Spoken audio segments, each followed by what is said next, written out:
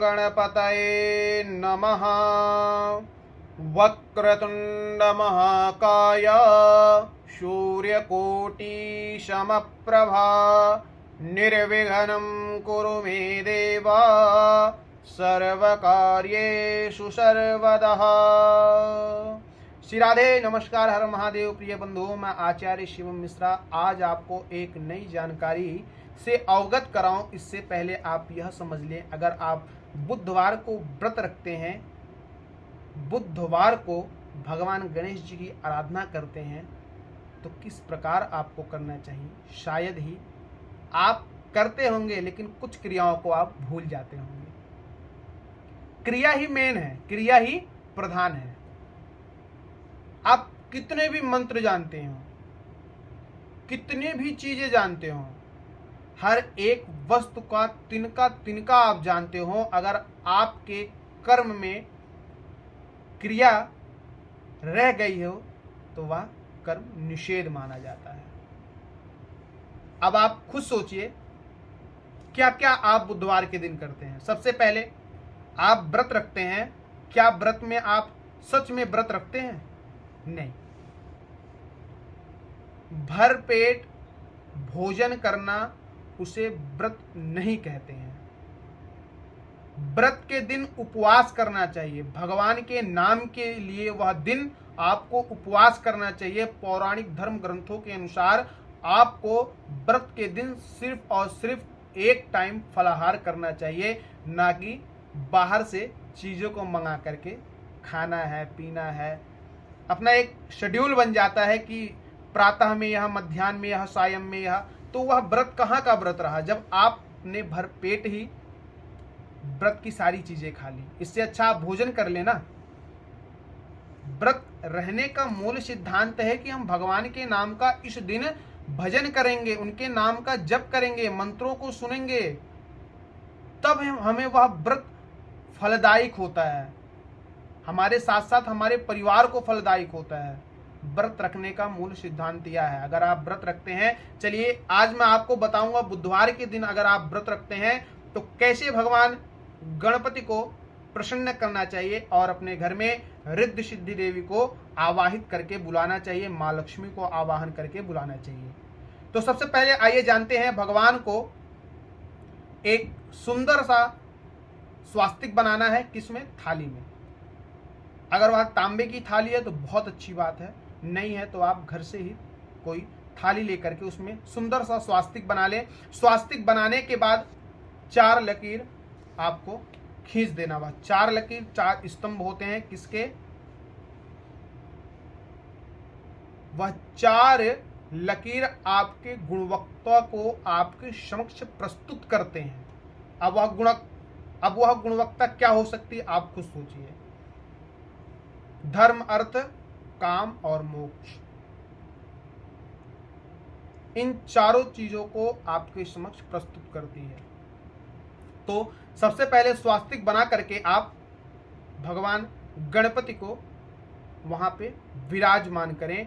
फिर आपको क्या करना है, भगवान गणपति के ऊपर पीला सा कोई पटका उड़ा देना चाहिए।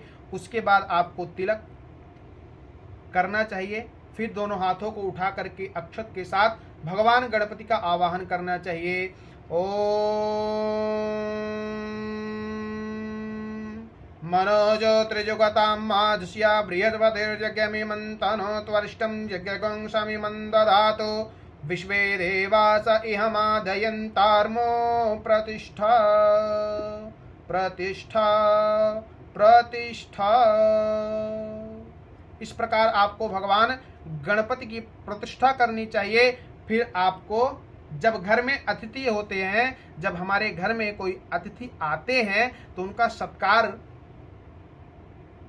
आपको कैसे करना चाहिए नहीं पता होगा।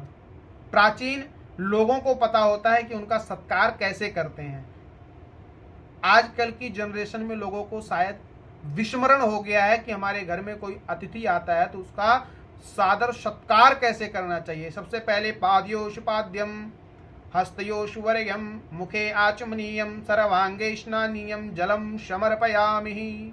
पाद्योश पाद्यम, चरणों को धुलाना, हस्तयो सुवर्गम, हाथ धुलाना, मुखे आचमनीयम, जलपान कराना, सर्वांगे स्नानीयम। जाइए, अब आप इतने दूर से आए हैं, आप स्नान आदि कर करके आप आइए, फिर प्रसाद ग्रहण करते हैं मिल करके। इस प्रकार पौराणिक धर्म ग्रंथों के अनुसार हमारे घर में कोई भी आए, वह अतिथि देवो भव, वह अतिथि हमारे देव के समान होता है। उस देव की पूजा करनी चाहिए, उनके पैर छूने चाहिए, पैर धुलवाने चाहिए, तब हमें उसका लाभ मिलता है। तो आइए, फिर पंचोपचार आपको पूजन करना चाहिए। वस्त्र, गंध, अक्षत, पुष्प, धूप, दीप, नैवेद्य, फिर भगवान की सुंदर सी आरती करनी चाहिए। अब आप कहेंगे रह गया कुछ, क्या रह गया? गणपति जी के जो मूल क्या है?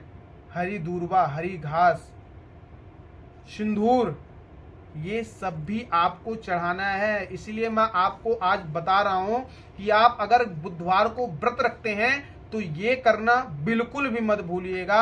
हरी दूर्वा को हल्दी में मिला करके भगवान गणपति के ऊपर 108 नामों से आपको चढ़ाना चाहिए उनके ऊपर, तब वह आपका कर्म सिद्ध होगा, तब आपको फल की प्राप्ति होगी। और सिंदूर भी सौभाग्य का वरदान है। सिंदूर सौभाग्यवती स्त्रियों के लिए बहुत ही आवश्यक होता है सिंदूर चढ़ाना।